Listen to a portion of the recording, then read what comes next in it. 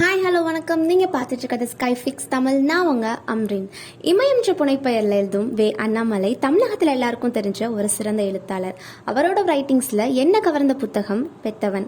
நான் முதலாக முழுசாக படித்த புத்தக பிரியர்களுக்கு மட்டும் இல்லாமல் புதுசாக படிக்க தொடங்கிய வாசகர்களுக்கு கூட இந்த புத்தகம் ஃபேவரட் லிஸ்ட்டில் வந்துடும். இந்த புத்தகத்தை வாசித்ததுக்கப்புறம் எனக்கு பல கேள்விகள் வந்துச்சு. ஒரு குடும்பத்தோட சுதந்திரம் அவங்கள சுற்றி இருக்கிற சமூகத்தையும் அதோட கட்டமைப்பையும் பொறுத்தது அப்படின்னு தெரிஞ்சுக்கிட்டேன். இந்த உலகம் ஒரு பாலினத்தை உயர்த்துறதுதான் அரசியல் செய்யுது. அதுக்கு ஒரு கட்டமைப்பு பொறுப்பை உருவாக்கி கடைசியில சாதின்னு சொல்லி பலரை பலியாக்குது. இந்த புத்தகத்தோட ஆரம்பத்துல சாதி பாகுபாடு, ஆணவ படுகொலை, சாதி வெறி, இதனால வெவ்வேறு ஜாதியினரை காதலிக்கும் இருவரை எப்படி கொலை செய்யலாம் அப்படின்னு ஊரே கூடி பஞ்சாயத்து செய்யறாங்க. பாக்கியத்தோட அப்பா பழனி அடுத்த நாள் காலையில தன் மகளை எப்படி கொலை செய்யறது அப்படின்னு யோசிக்க வைக்குது.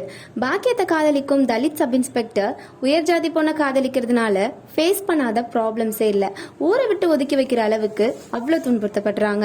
பாக்கியத்தை தன் மக மாதிரி வளர்த்த சொந்த பந்தங்கள் எல்லாரும் அவளை கொல்றதுக்கு துடிக்கிறாங்க. பாக்கியத்தோட மன உறுதியும் தங்கை செல்வராணியோட பாசமும் வாசிக்கிறவங்க மனசை உருக்குலைக்க செஞ்சிருது.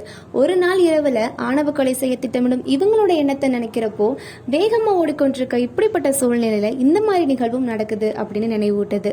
இறுதியில ஊரோட முடிவும் பாக்கியத்தோட முடிவும் பாக்கியத்தை பெத்தவனோட முடிவும் அதிர்ச்சியை ஏற்படுத்தும்.